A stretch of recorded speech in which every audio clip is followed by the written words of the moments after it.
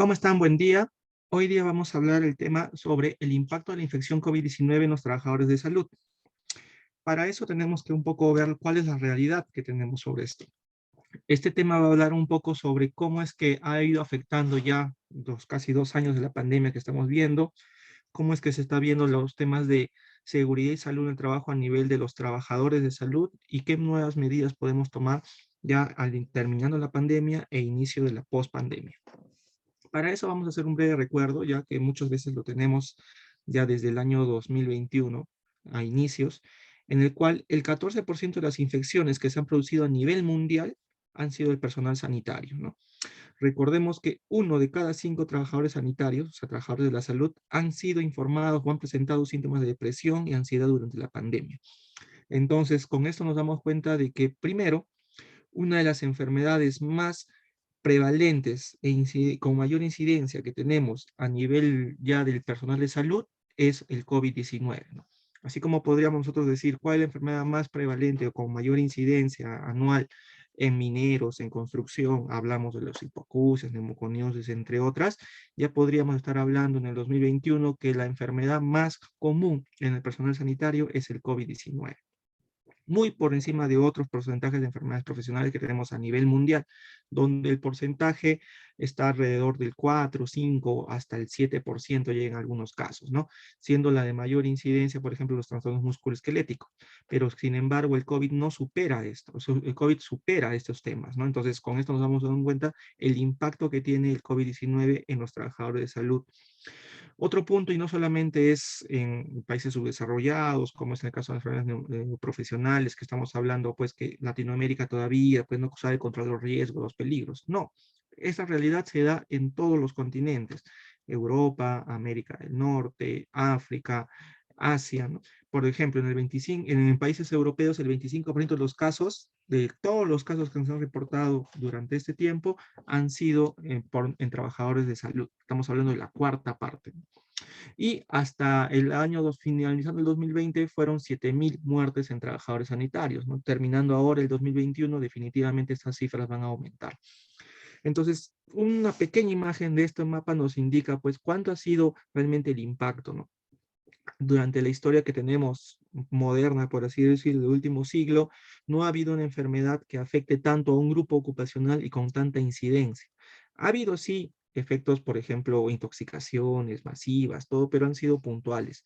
No ha habido en tal escala que haya afectado a grupos ocupacionales de forma tan específica y tan alarmante que haya dado tanta mortalidad, como es, por ejemplo, el COVID-19 en el personal de salud. Entonces, ya aterrizando un poquito, te podemos decir, ¿no? ¿Cómo está el personal de salud en esto?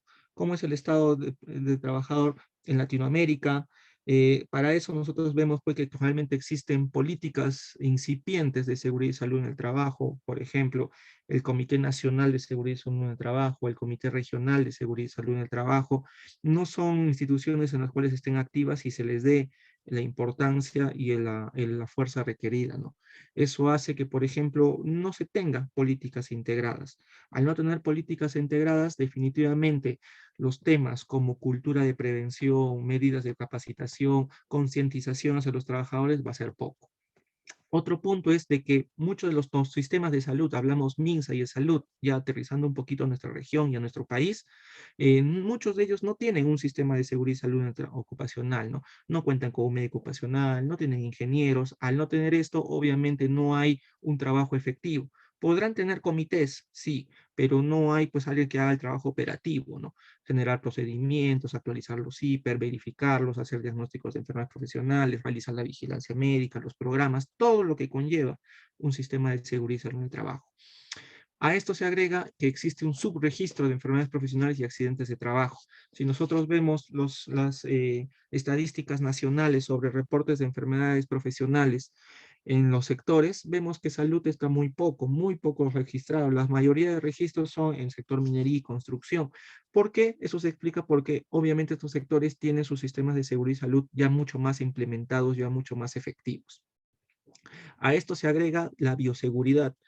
Si antes de la pandemia el personal de salud no manejaba los equipos de protección, no sabían utilizar una mascarilla N95, no sabían la diferencia entre un respirador, un protector facial, una mascarilla de tres pliegues. Entonces, es bien complicado que el personal de salud durante la pandemia haya respondido efectivamente.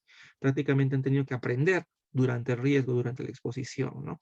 Eso generó también que los sistemas de seguridad y salud se haga una improvisación del sistema, ¿no? Colocando a médicos, enfermeras, que a veces no tienen las competencias necesarias para realizar esas funciones, pero era lo único que teníamos en ese momento, ¿no? Estamos hablando de marzo del 2020, en los cuales teníamos que ya iniciar con los factores de riesgo, con brindar las aptitudes, requerimientos, y muchas veces ni siquiera había un médico, una licenciada, un ingeniero capacitados en esos temas. Eso también se lleva de que hay muy poco personal de seguridad y salud de la parte médica con la parte de ingeniería activos hasta la fecha, ¿no? No cumplen con todavía la oferta, la demanda que se da al implementar los sistemas de seguridad y salud. Esto agregado a al poco presupuesto que se tiene en sistemas de seguridad y salud a nivel hospitalario, a nivel de clínicas, a nivel de establecimientos de salud, genera consigo que haya todo este cúmulo y la experiencia, pues, en planes de contingencia, la cual ha sido mínimo o casi nula, ¿no? Muchos de nosotros no ha estado preparado para poder vivir una experiencia de estas, ¿no? Un plan de contingencia. Cuando hablábamos de plan de contingencia, algunos sistemas tenían, pues, contingencia contra terremotos, contra incendios, contra explosiones de volcanes en algunos casos, ¿no? Pero una contingencia contra un riesgo biológico, una pandemia, un efecto de esta naturaleza no ha habido, ¿no? Entonces, esto ha generado de que todo este cúmulo en el cual ya llevábamos arrastrando prácticamente desde que nació la ley, desde el año 2011 hasta el 2020, son casi 10 años, ¿no? Entonces, estos 10 años no nos han servido mucho al sistema de seguridad y salud a nivel de profesionales de la salud, estamos hablando al sistema nacional de salud, ¿no? Cuando hablamos con MINSA, Fuerzas Armadas, de Salud, la policía, las clínicas privadas, para ver todos esos temas. Unos más que otros sí, algunas regiones más que otros sí han podido implementarlo, ¿no? Pero en líneas generales siempre hemos tenido esa deficiencia. ¿Cuándo nos explotó esta bomba en la cara? Cuando tuvimos que hacer lo que es los procedimientos para iniciar ya un riesgo significativo que era el COVID-19. Entonces, los escenarios de acción que nosotros tuvimos en ese momento se vieron respaldados en este sentido, ¿no? Los escenarios de acción pre-pandemia, durante la pandemia y post-pandemia. Cuando nosotros hablamos de pre-pandemia, era qué íbamos haciendo con durante los temas de vigilancia de la salud, ¿no? Íbamos realizando los exámenes médicos ocupacionales, ya muchos empezábamos con la vigilancia médica ocupacional, ya empezábamos a ver lo que es enfermedades profesionales, reportábamos accidentes de trabajo y los investigamos, y empezamos a hacer lo que es el tema de reubicación laboral, personas con discapacidad, readaptación del puesto laboral, los famosos ajustes razonables, ¿no? Eso fue antes de la pandemia. Pasó la pandemia y prácticamente nos tuvimos que olvidar de todo eso por los primeros meses. ¿Por qué? Porque todo iba enfocado a los factores de riesgo. ¿Quiénes debían trabajar durante la pandemia? Sí o no. Eso ya no era responsabilidad simplemente como decirles, sí, pues puedes continuar trabajando. No, porque eso determinaba muchas veces de que una persona vulnerable pudiera trabajar en un puesto de muy alto riesgo o de alto riesgo y que eso generara una enfermedad que podría tener consecuencias mortales, económicas, sociales y culturales, ¿no? Entonces, esa responsabilidad la adquirió el médico ocupacional y el servicio de salud ocupacional de cada institución. El no solamente decir si estás apto o no, sino que eso ya representaba un riesgo mayor, cosa que muchas veces lo utilizamos, lo hacemos en otros sectores, ¿no? Por ejemplo, cuando nosotros damos aptitudes para trabajos de alto riesgo, cuando trabajamos en espacios calientes, espacios confinados, altura estructural, pero muchas veces no es tan evidente por lo común que hacemos, ¿no? Hacer un tamizaje, un perfil para espacios en caliente, para soldadura, por ejemplo, submarina o soldadura en superficies de alto impacto, decimos, "Ah, bueno, es el día a día, ¿no?" Pero a veces subestimamos los riesgos que están presentes. En cambio, con esta pandemia, al ser algo nuevo, al ser algo innovador y algo extraño a veces para muchos de nosotros como profesionales de la salud, nos llegó ese temor, ¿no? En decir, oye, efectivamente esta persona debe trabajar, si es que trabajo y se contagia, va a ser mi culpa. Entonces, ahí es donde empiezan estos problemas, ¿no? Otro tema fue el tamizaje, cómo hacer los exámenes médicos en este caso los descartes con las pruebas, ¿no? Que en ese momento teníamos las pruebas antígenos, perdón, las pruebas de anticuerpo con IgG y IgM, luego han salido las pruebas moleculares, actualmente las pruebas de antígeno, entonces ha ido mejorando nuestras herramientas para hacer el tamizaje. Otro punto fue los equipos de protección personal, ¿no? Hasta dónde era importante el uso de equipos de protección personal. No simplemente fue decirles, ya, usen este equipo de protección personal. Muchas veces teníamos que enseñarles a trabajadores ya con 5 años de experiencia, con 8 años de experiencia, con 2 años de experiencia, que habían acabado su serum, que tenían un internado de por medio, a ponerse una mascarilla, ponerse un respirador en el 95, ¿no? Entonces, eso ha generado muchos retrasos, muchos problemas. Aparte que la aceptación de estos equipos de protección personal de personal de salud. Ya empezaron los problemas dermatológicos, los problemas respiratorios por este uso, ¿no? Luego de esto tenemos también el seguimiento para los casos. A través del Ministerio de Salud se nos dio esa responsabilidad sobre el seguimiento, ¿no? Un poco como que el Estado dijo, bueno, empresas, instituciones, ya que ustedes deben tener un médico, deben tener profesionales de salud, deben tener un sistema, que ese sistema haga el seguimiento de sus casos, los reporte, les dé el alta y todo. Un poco como que el Estado aligeró esos requerimientos que muchas veces estaban en su sistema ya colapsado de salud por el COVID y se los brindó indirectamente a la parte privada o a las instituciones. Eso ha generado de que, por ejemplo, nosotros tenemos que implementar nuevas medidas de seguimiento, como seguimiento telefónico, desde implementar correos para mucho personal que nunca ha tenido un correo institucional, celulares institucionales en los cuales a veces se proveen, a veces no. El otro punto fue ya determinar el COVID como enfermedad profesional. ¿Hasta dónde estaba determinado? ¿Cuáles son las normas que rigen esta enfermedad profesional nueva? Si las aseguradoras, ¿cuáles iban a ser los mecanismos de validación de esta enfermedad profesional? Bastaba simplemente con el informe médico de causalidad del trabajador, por parte de la unidad, necesitaba otras pruebas. eh, entonces, eso fue viéndose durante la pandemia. Y obviamente lo que es la implementación del trabajo remoto. Recordemos que existen diferencias entre el trabajo remoto y el teletrabajo. Entonces, el trabajo remoto fue una implementación de urgencia en la cual se determinó que muchas cosas que nosotros no coberturábamos durante las evaluaciones médicas ocupacionales o durante el sistema de seguridad y salud ocupacional, que sí debe ser coberturado por el teletrabajo. Sin embargo, esto generó que existen esos cambios. Ahora, ¿qué nos espera post pandemia? ¿No? A líneas generales, ya viendo cómo está. Primero, implementar nuestros protocolos de respuesta. ¿Por qué? Porque eso en la post-pandemia no va a ser pues algo que simplemente digamos, bueno, ya no hay COVID, ¿no? O sea, vamos a tener por lo menos estar ondulantes durante estas famosas olas, obviamente con el menor impacto, ya con la menor escala, con el menor requerimiento de personal, pero vamos a seguir. Entonces, a famosos estos brotes que se generan, que ya nuevamente va a estar en foco esos conceptos de brote, recién vamos a poder generar nosotros protocolos de respuesta.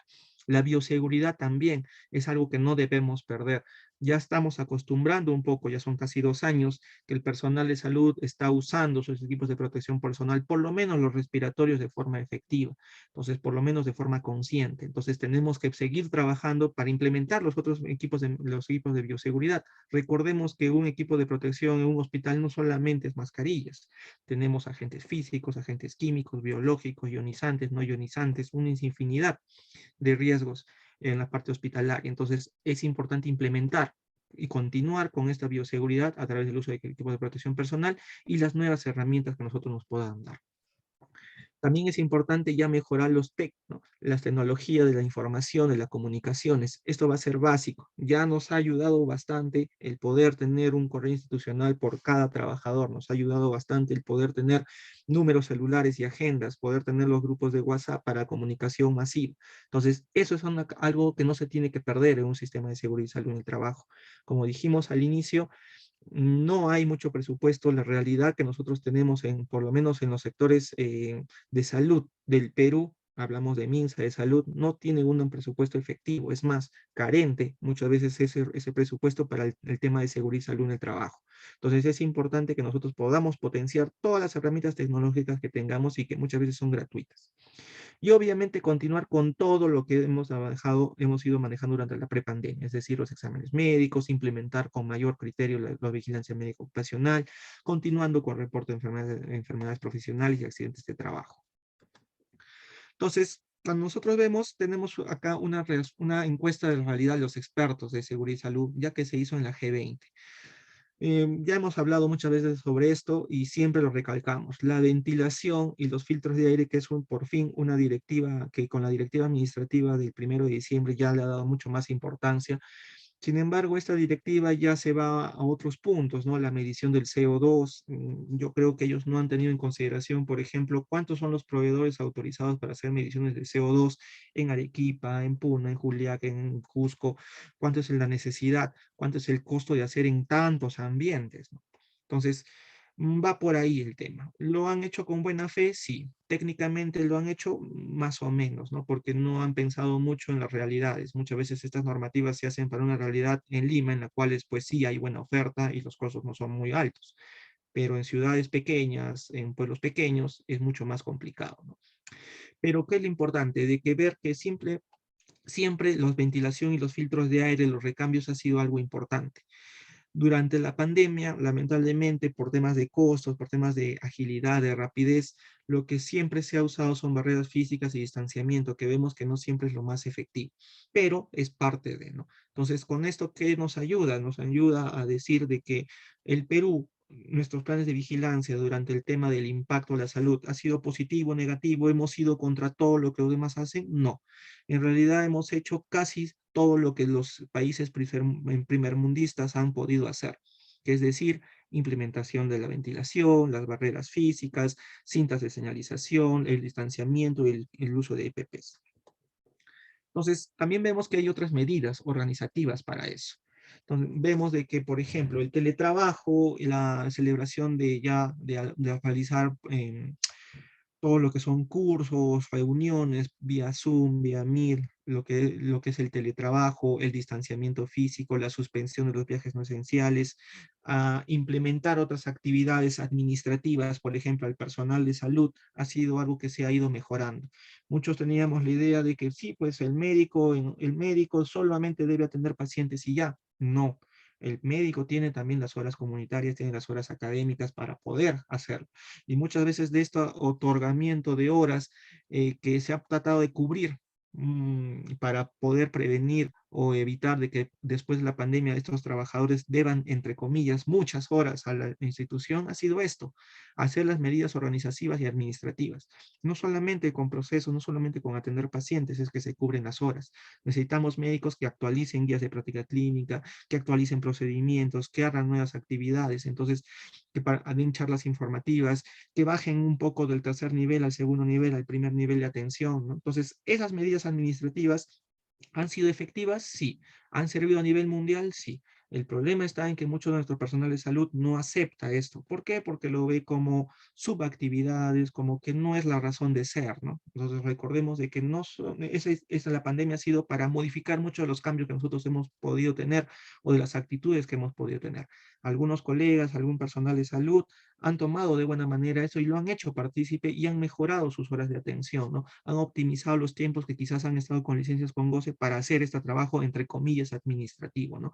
Pero realizar una guía de práctica clínica, actualizar sus procedimientos, definitivamente lleva consigo la experiencia y el backup de todo trabajador.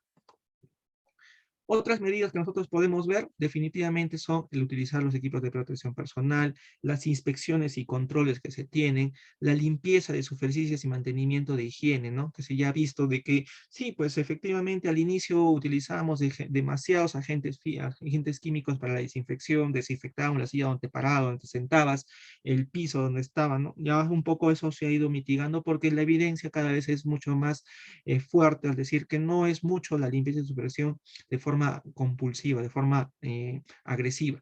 Lo más importante siempre va a ser el lavado de manos, el distanciamiento, los usos de equipos de protección personal. Dentro de eso también tenemos que ver actualmente cómo está la situación.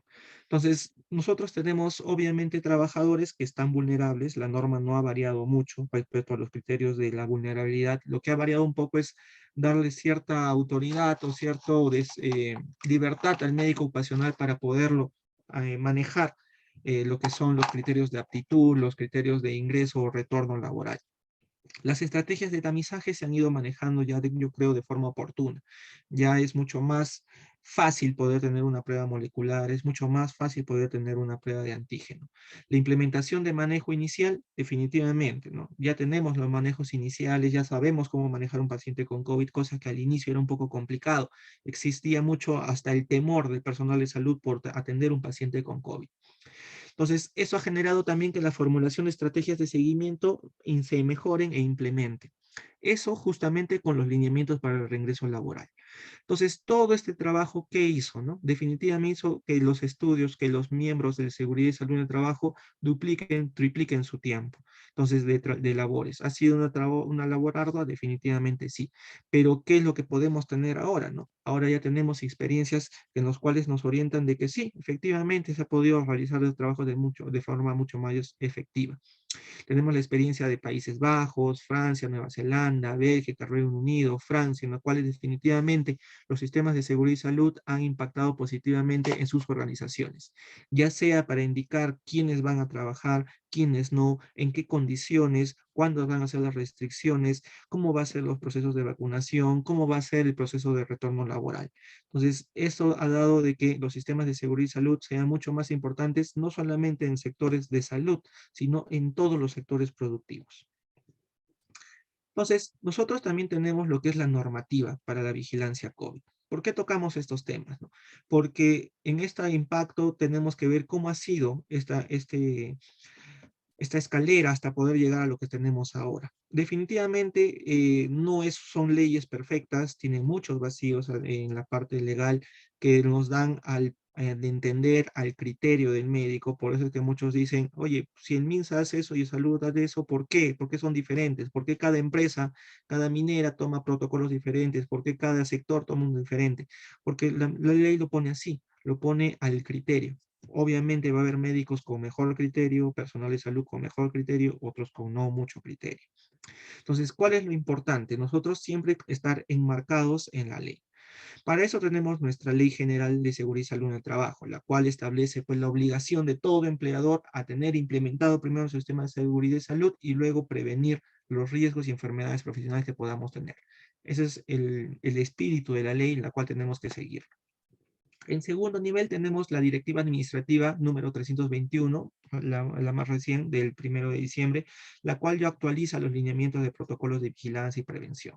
No vamos a tocar mucho ese tema ahora, muy puntual en los temas que nos interesan sobre el impacto. Lo importante es que ustedes conozcan de que esta directiva está a la fecha vigente. También tenemos la norma técnica de salud 178, en la cual nos habla sobre la prevención y control de COVID en el Perú, que habla sobre las metodologías que tenemos que ver, habla un poco sobre los criterios de aptitud, la resolución ministerial 938, el manejo ambulatorio de personas afectadas. Todas estas normas se van actualizando de forma continua. No han sido derogadas, estas han derogado y van a ser derogadas seguramente por nuevas resoluciones ministeriales o direcciones. Tenemos también de fondo el Decreto Supremo 00398 de Salud. Esa habla sobre el seguro complementario de riesgo, no solamente para indicarnos de que todo trabajador que esté en alto riesgo dentro de los anexos que están correspondientes a este decreto supremo tienen que tener un seguro complementario de riesgo, sino también nos habla sobre algo que muchas veces nos interesa y nos pregunta, que es el impacto sobre el aumento de enfermedades profesionales por COVID-19 en los trabajadores de salud. Como este año sí se ha visto duplicado, triplicado el reporte que teníamos, ¿no?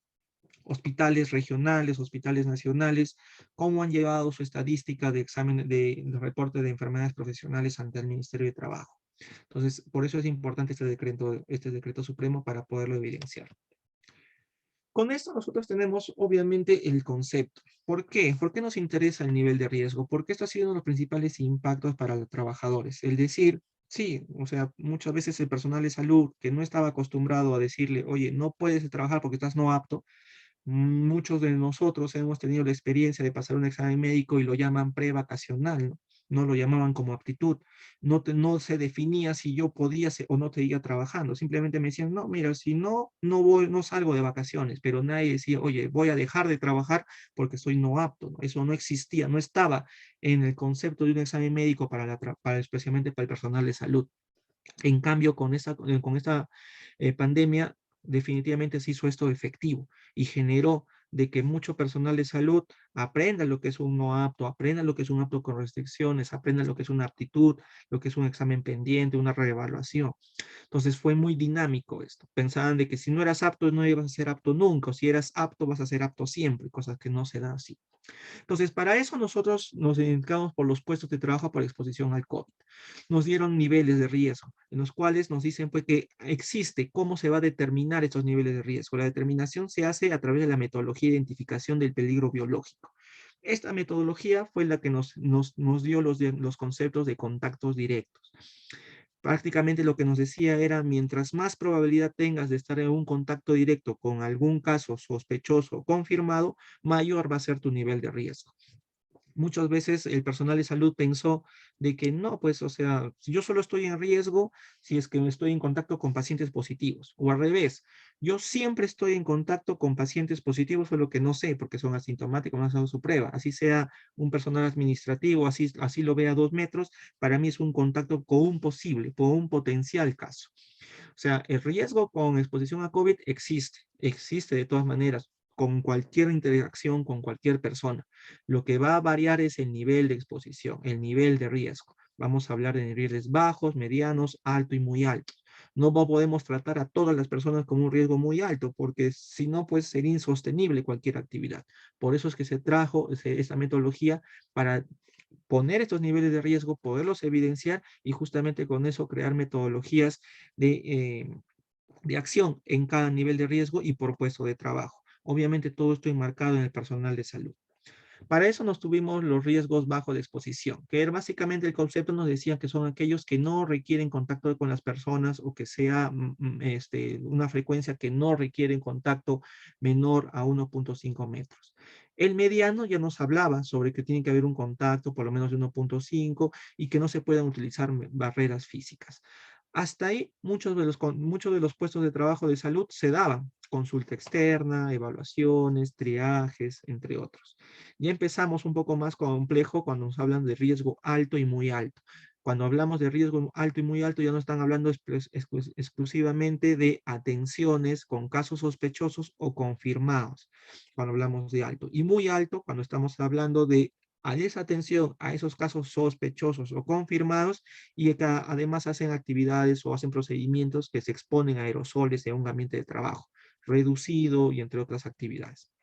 Entonces, con esto nosotros pudimos mapear cuáles son los puestos de trabajo, sobre todo en sectores hospitalarios, en personal de salud, que van a estar expuestos a riesgo alto y muy alto. ¿Cuál fue muchas veces el problema?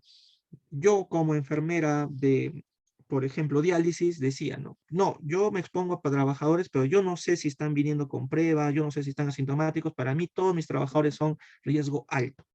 Para ella sí, pero tenemos acá la normativa, ¿no? Tenemos acá el concepto. Si nosotros estamos hablando que son pacientes con diálisis en los cuales no son sospechosos, ni tampoco son casos confirmados, no van a poder ir en riesgo alto o muy alto. Van a ir en riesgo mediano o bajo. Ahora, por las actividades definitivamente no pueden estar lejos, no puede haber una barrera, entonces, por lo tanto, caían en riesgo mediano. Entonces, un poco así fue la metodología. ¿Qué fue pasando durante los primeros meses de la pandemia, durante casi todo el año 2020? El temor por esa exposición se hizo se magnificó demasiado. Entonces, todos querían que sus puestos de trabajo sean en riesgo alto, cuando el concepto no es así. Definitivamente, el atender a un paciente cae en un riesgo, sí. Yo al hacer mi consulta en dermatología, puedo estar atendiendo a un paciente asintomático o un paciente en estado que esté incubando recién la enfermedad, que todavía no esté con los síntomas evidentes, sí, pero el riesgo que esa persona sin síntomas, con una carga viral baja, lo cual genera que todavía no genere síntomas, en la cual el procedimiento que yo hago no depende de una exposición, en la cual yo uso mis equipos de protección personal, trato de mantener la mayoría del tiempo una distancia por lo menos mayor a 1.5 metros, el riesgo de exposición no va a ser alto definitivamente. Entonces, eso ha sido conceptos que poco a poco el personal de salud ha tenido que ir aprendiendo y un poco absorbiendo y tomando esa realidad de que su trabajo no es pues simplemente por atender paciente alto. Hay características de estos pacientes para poderlos atender alto. Es un poco complicado, a veces un poco tedioso, sí, definitivamente no siempre el personal de salud lo ha recibido de buena manera, decirle que tu puesto de trabajo no es alto, es mediano, ¿no? Ellos dicen, pero si yo atiendo pacientes tiene que ser alto, ya vemos que no. así como también otros puestos de muy alto riesgo que ellos decían, no, pero si yo me como en el equipo de protección personal, puedo entrar. ¿Y por qué había esta variación? ¿No? Porque unos querían tener su puesto de trabajo alto, otros muy alto, otros mediano. No hablemos un poco de la parte económica, que no va al caso. Hablemos sobre todo para los temas de descansos, para los temas de aptitudes, porque muchas veces si estaba en un puesto de trabajo de alto riesgo, ya no se le podía dar la aptitud. Entonces él decía, no, minimizaba el riesgo, como que también tenía algún factor limitante, pero simplemente la persona no quería por un tema de temor, maximizaba sus riesgos. Entonces, ahí en esa balanza de poder definir los riesgos mediano, alto, alto, muy alto, ha estado el personal de las unidades de salud ocupacional determinando esto, ¿no? En todos los sectores productivos, en todas las instituciones en las cuales se han podido implementar. Entonces, ¿cuáles son las actividades que se deben realizar? ¿Cuáles son las actividades que han generado que se dé este impacto en la población? Primero hubo un impacto sobre la fuerza laboral, con las declaraciones juradas firmadas. Recordemos, hagamos un poco de memoria, 2019, 2018, 2017, a inicios de 2020, ¿cuánto era el porcentaje de cumplimiento de exámenes médicos en el personal de salud? ¿Por qué es importante eso? Porque con eso nosotros tenemos antecedentes de poder decir, sí, la unidad de salud ocupacional tenía la incidencia o prevalencia de las enfermedades que han sido declaradas como factores de riesgo. Muchos de los trabajadores nunca han ido a una evaluación médica, por lo tanto, la unidad de salud ocupacional, el médico ocupacional, el licenciado, no tenían una estadística clara. Entonces, eso generó que muchas personas con enfermedades no declaradas, en ese momento las declare, mágicamente aparezcan diabetes, hipertensos, asmáticos y tengan que hacer de trabajo remoto. Como que también al revés, trabajadores en los cuales el médico tratante, su compañero, el servicio, conoce pues, que es diabético de larga data, un paciente oncológico, un paciente con diabetes, un paciente con hipertensión, simplemente diga en su declaración jurada que no lo tiene. Entonces, no lo podíamos contrastar. ¿Por qué? Porque simplemente no teníamos la data, información, los exámenes médicos que, por ejemplo, en otros sectores sí se tiene. Muchas veces en los sectores minería, construcción, agroindustria, por ejemplo, que ya tienen exámenes médicos implementados, correctamente llevados, el filtrado de poder decir quién es su población vulnerable o quién no, no duró más de 2 días. ¿Por qué? Porque teníamos toda la información, toda la matriz de los exámenes médicos ocupacionales.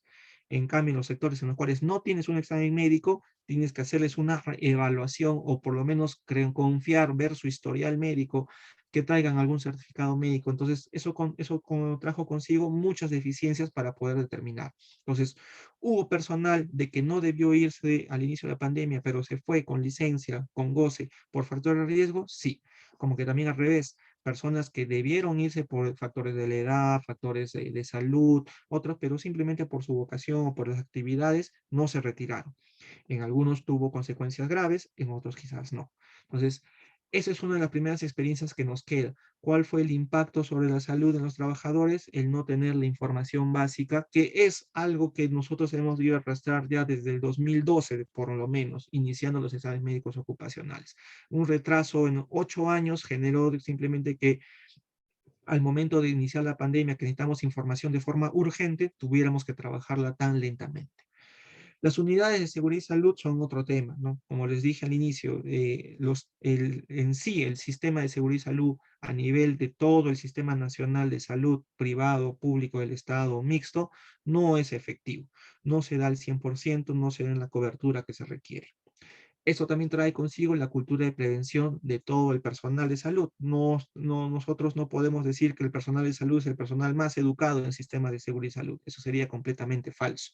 El personal de salud es un personal el cual menos conocimientos tiene sobre prevención laboral, menos conocimientos tiene sobre temas de capacitaciones en seguridad y salud en el trabajo. Obviamente porque tampoco no tiene un sistema implementado, entonces muchas veces ni saben para qué sirve o para qué sirve un sistema de seguridad y salud, qué hace un médico ocupacional, qué es una licenciada ocupacional.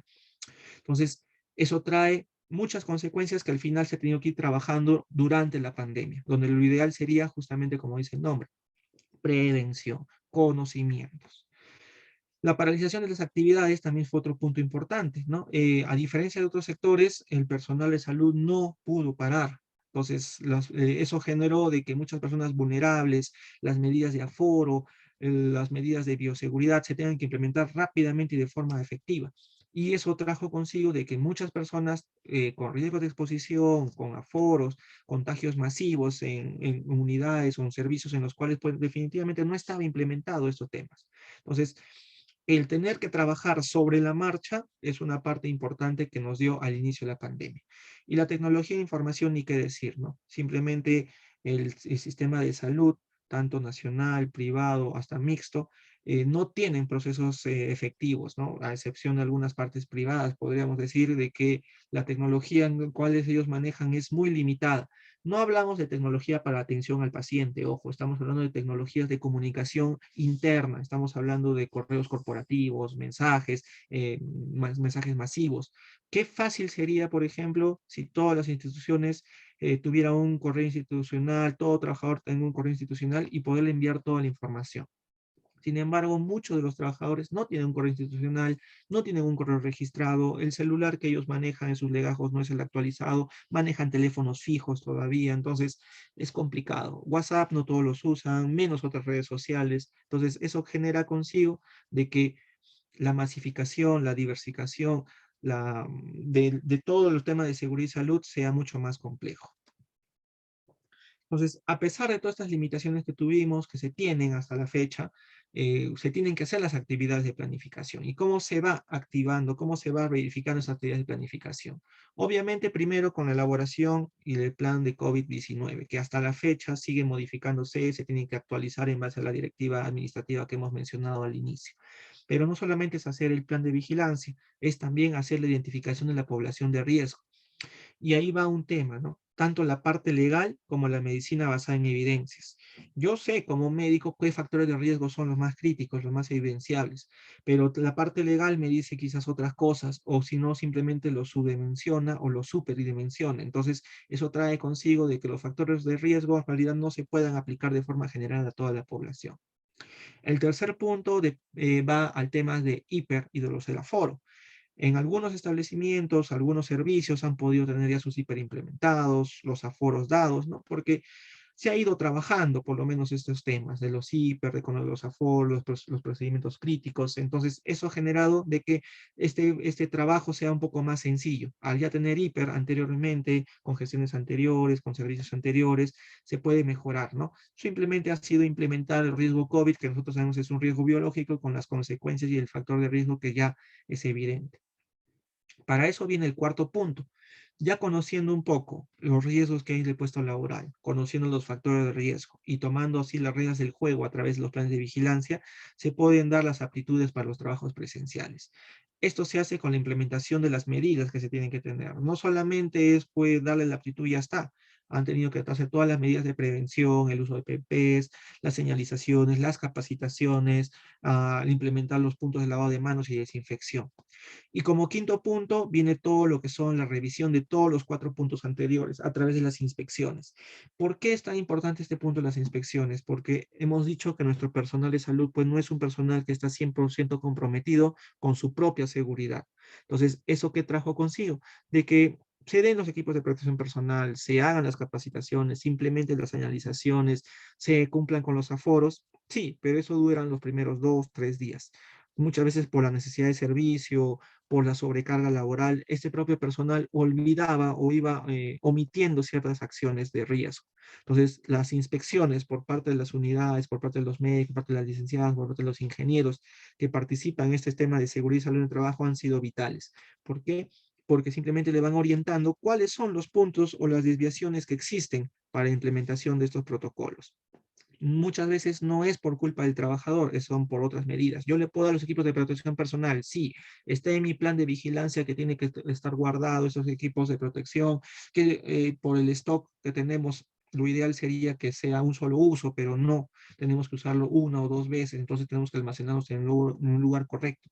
Pero muchas veces estos ambientes han sido ambientes adaptados en los cuales no se cuenta ni siquiera con un armario o un cajón para que se pueda guardar. Entonces, ¿dónde los pongo? Donde mejor pueda guardarlos. Entonces, ¿culpa del médico? No. culpa de la licenciada? No, es que es implementar todos los demás sistemas. Entonces, eso ha ido generando de que poco a poco el personal vaya conociendo la importancia del uso de los equipos de protección personal, las medidas de protección, que participe en las inspecciones de seguridad y salud, ¿no? Al inicio el personal pensaba pues que alguien iba a supervisarlos y a fiscalizarlos, ¿no? A decir, tú tienes la culpa y te voy a despedir. No, esa no es la idea de las inspecciones. No es la razón de ser, ni mucho menos se toma con apellidos y nombres cuando se hacen estas desviaciones al procedimiento. Lo que se hace es simplemente connotar y hacer evidente hacia las jefaturas, hacia los jefes inmediatos, hacia la administración, hacia otros puntos, hacia otras áreas en las cuales existen peligros en los que pueden mejorar. La adaptación o la compra de tachos, por ejemplo, para eliminación de residuos sólidos, dentro de ellos lo que son los equipos de protección personal ya utilizados, ha sido una implementación que se da con la inspección. Yo puedo decir, sí lo pongo el tacho rojo, señalado, todo, pero ¿de qué tamaño?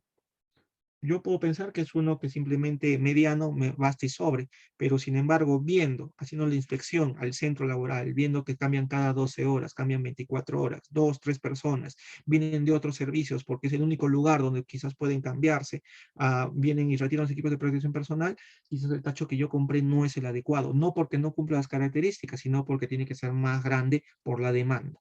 Entonces, esas cosas, por ejemplo, tienen que irse viendo durante las inspecciones. Yo haciendo mi programa de vigilancia no me voy a poder percatar. Tendría que tener mucho detalle en mi programa de vigilancia y conocer muy bien todo el flujo de manejo, en el cual recordemos que ha sido algo que se ha ido implementando con la marcha. Para nosotros poder determinar el proceso de nivel de riesgo, hemos tenido que también conocer las actividades, como dijimos. Una de las básicas era la atención a pacientes.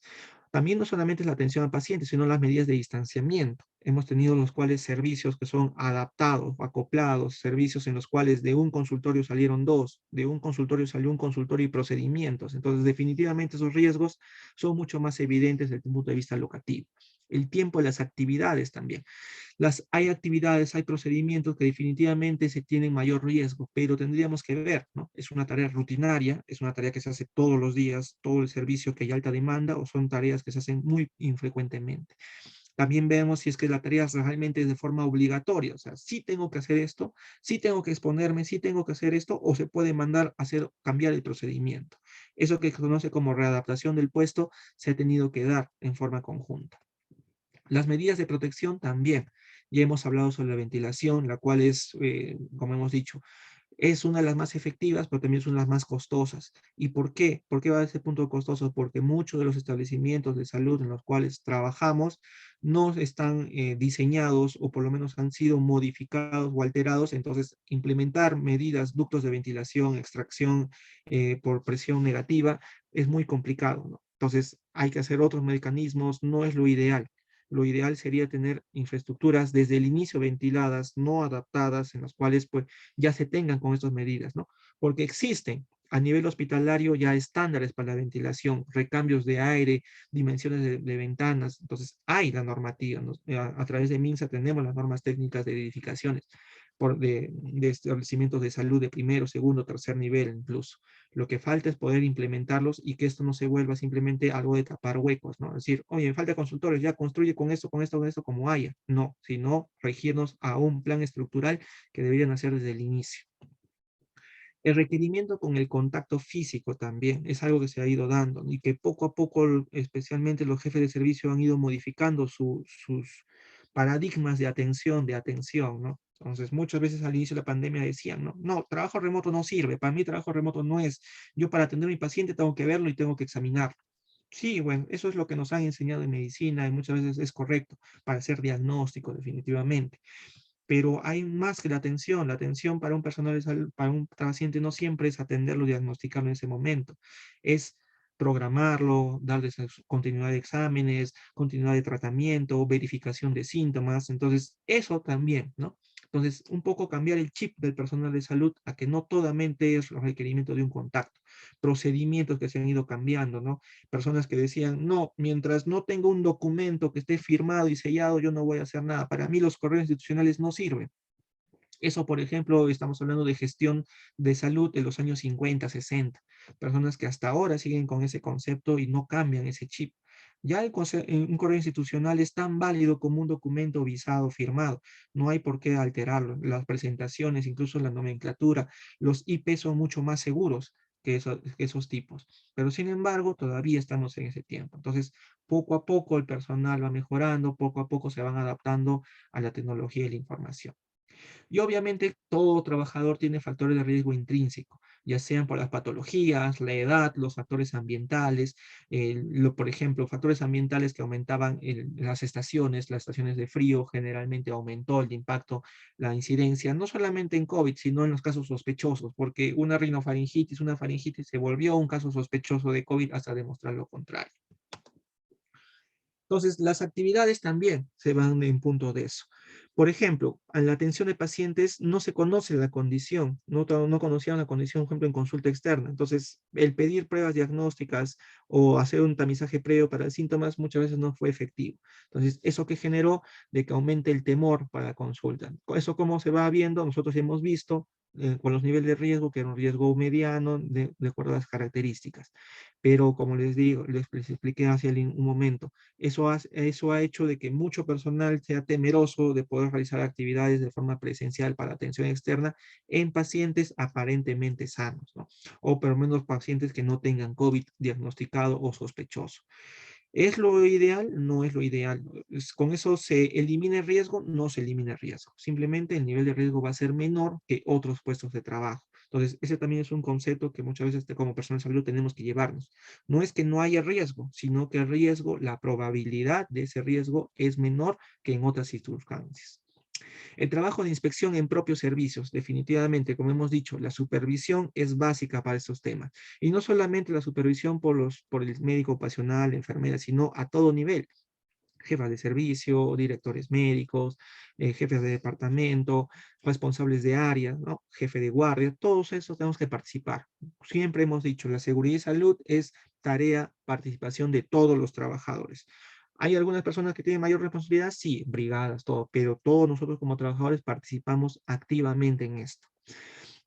Hay otro punto importante que a veces como personal de salud olvidamos, que son los personales administrativos, entre comillas, pero en un ambiente hospitalario.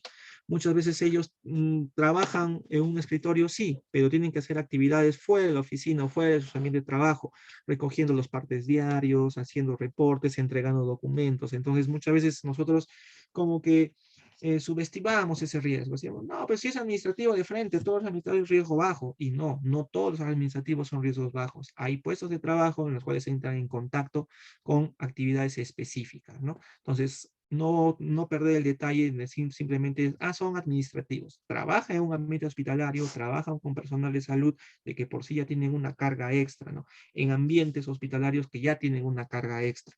Con eso no queremos decir que todos los administrativos son alto riesgo, no. Entonces, lo que se tiene que hacer es, como siempre hemos visto, verificar las actividades, verificar los tiempos de actividades, verificar si es una tarea rutinaria, una tarea efectiva, una tarea de todos los días o una tarea obligatoria. ¿Para qué mandar los partes todos los días cuando se puede mandar una foto, se puede mandar escaneada o se puede mandar por digital? O simplemente ya cambiar de una vez los partes, ¿no? Y poderlo por todo por forma digital. Entonces, esas son las cosas que han tenido que modificar y que, bueno o malo, la pandemia ha hecho que se acelere este proceso. Como cuarto punto tenemos la vigilancia médica. No vamos a hablar mucho del tema de vigilancia porque ustedes tienen otros temas sobre la vigilancia en el escenario COVID. Lo importante es que el personal de salud ha estado de vigilancia de forma permanente y no solamente ver los temas de vigilancia por COVID, sino también los factores laborales no COVID. Estamos hablando de riesgos ergonómicos, riesgos psicosociales principalmente. Antes de la pandemia, ¿cuál era la mayor incidencia de enfermedades en personal de salud? Eran los trastornos musculoesqueléticos. Dentro de esos, ¿qué grupo ocupacional? Definitivamente eran las técnicas y las enfermeras, movilización de cargas, movilización de pacientes, todo ello traía consigo trastornos musculoesqueléticos. Ahora yo les pregunto, ¿cuántas reubicaciones, readaptaciones laborales, diagnósticos de enfermedades profesionales han tenido por esos trastornos musculoesqueléticos? ¿No? Entonces, muy bajo. Entonces, esa vigilancia médica tiene que mejorar y obviamente hacerse evidente y ya coordinarse con las atenciones médicas ocupacionales por factores de riesgo, por ejemplo.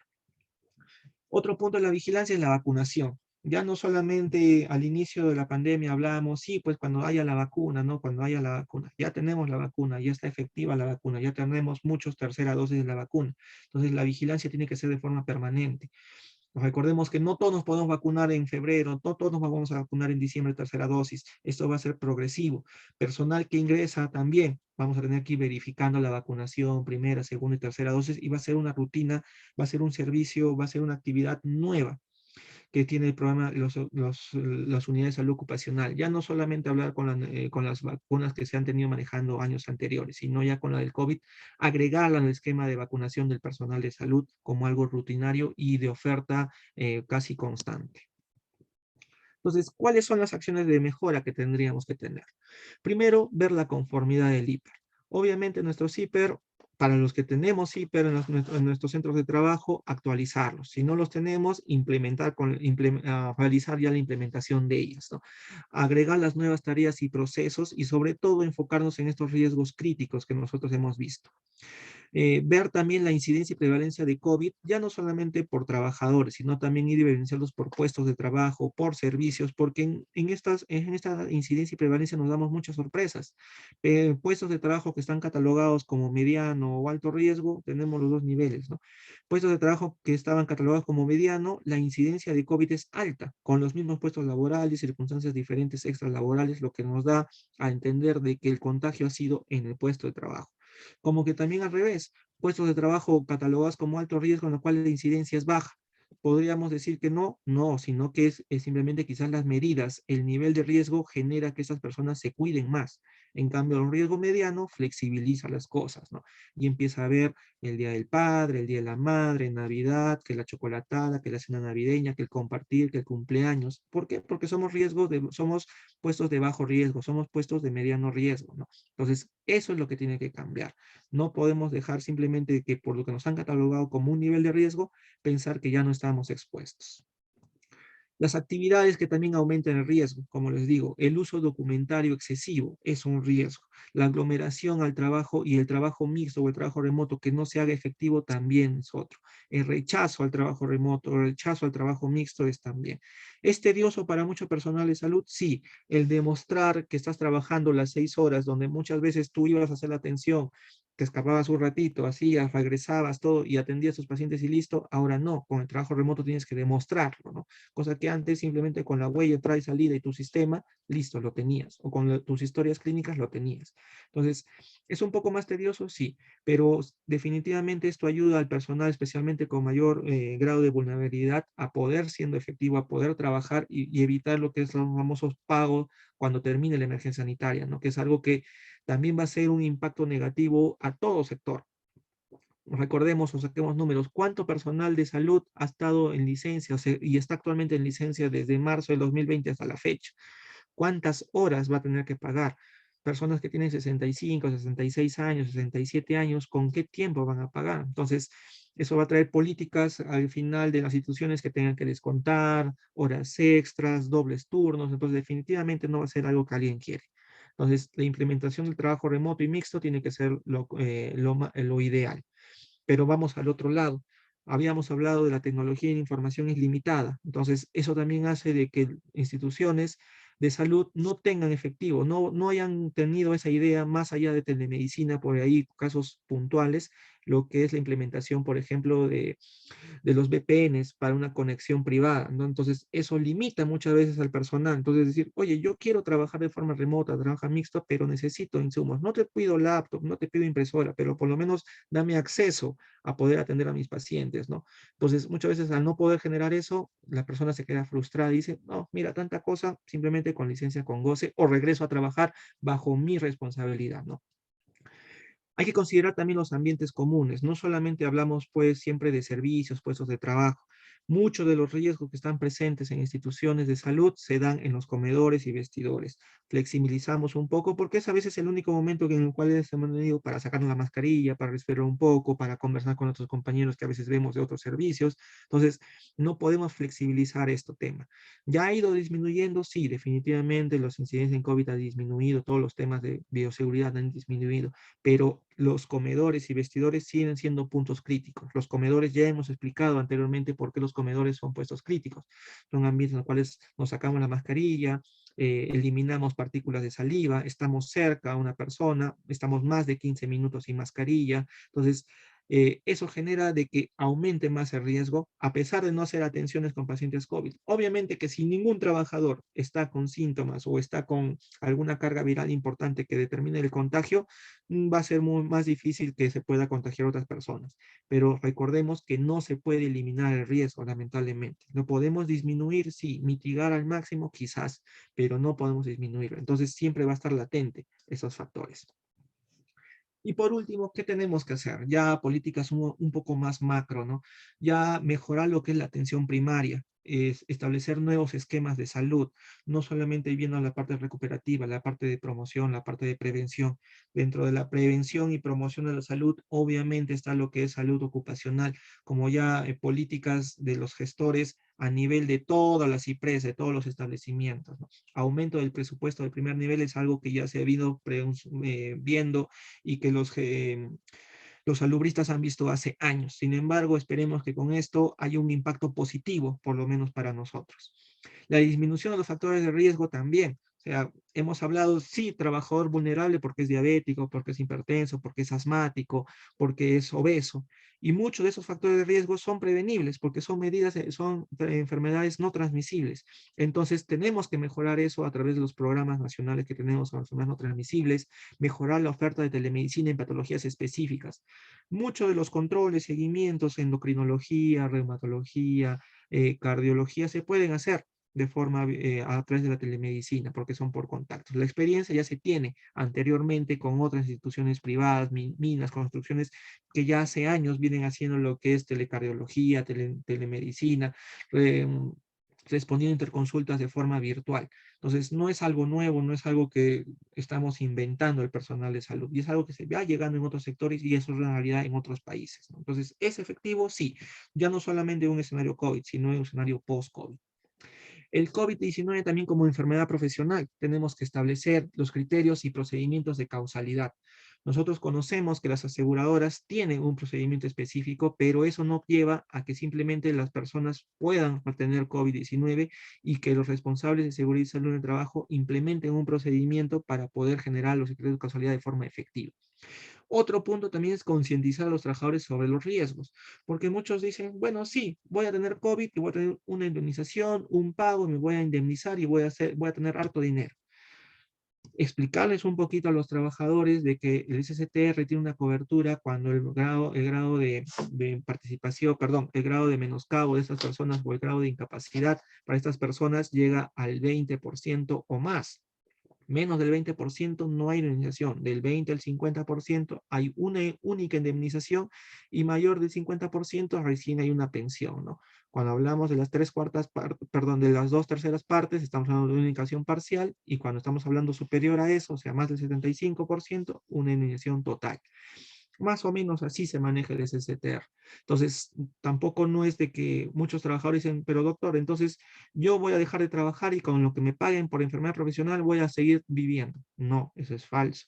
Es muy complicado, a menos que pues, quieran ganar una pensión no menor, no mayor a 1.500 soles, ¿no? Entonces, un personal de salud que está con unos sueldos mucho más elevados que eso por una enfermedad profesional que a veces puede ser discapacitante, definitivamente va a tener consecuencias. Entonces, hay que un poco concientizar a los trabajadores en ese sentido.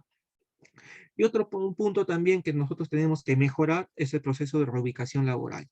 El proceso de reubicación laboral muchas veces se ha dado con COVID, no COVID, sí, sano, no sano, alta epidemiológica, no alta epidemiológica, estás bien o estás mal, y no se debe dar así.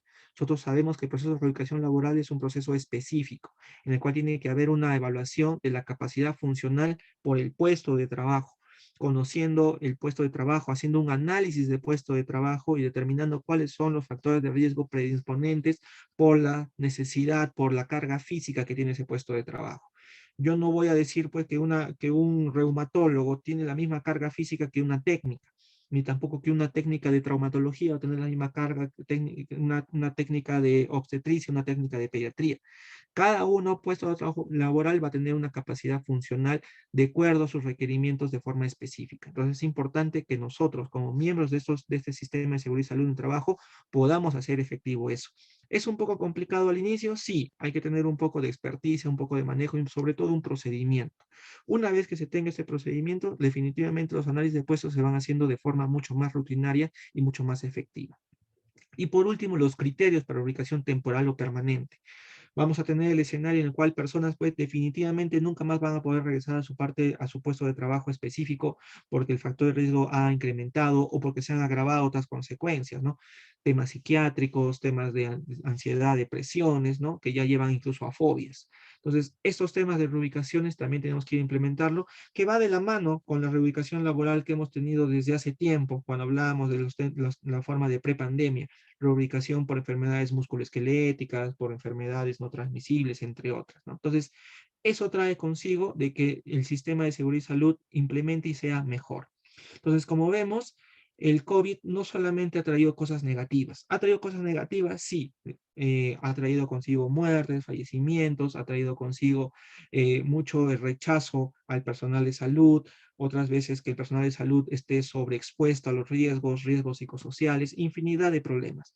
Pero también nosotros tenemos que ver cuál ha sido el impacto positivo dentro de esto, cuáles son las oportunidades de mejora que tenemos. Esperemos que la pandemia no nos vuelva a tocar en un sistema de salud tan deficiente como tenemos a la fecha, sino que ya tenga un sistema, por lo menos hospitales, clínicas, establecimientos en los cuales tiene personal crítico, que ya hemos visto que es trabajadores esenciales para cualquier tipo de desastre, no solo por riesgo biológico, riesgos ambientales, entre otros, guerras. Entonces, es muy importante que el personal de salud esté cuidado, pero si es que no tenemos personal, un sistema, no tenemos instituciones que velen por la seguridad y salud de los trabajadores, entonces va a ser muy complicado poder gestionar eso. Y al final vamos a tener que hacerlo como hicimos al inicio, ¿no? En la marcha, en el camino, a aprender al error acierto. Y eso no es algo que nosotros como personal de salud deseamos para nuestros colegas. Espero que esta pequeña exposición les haya sido de utilidad y nos vemos en una próxima oportunidad. Muchas gracias.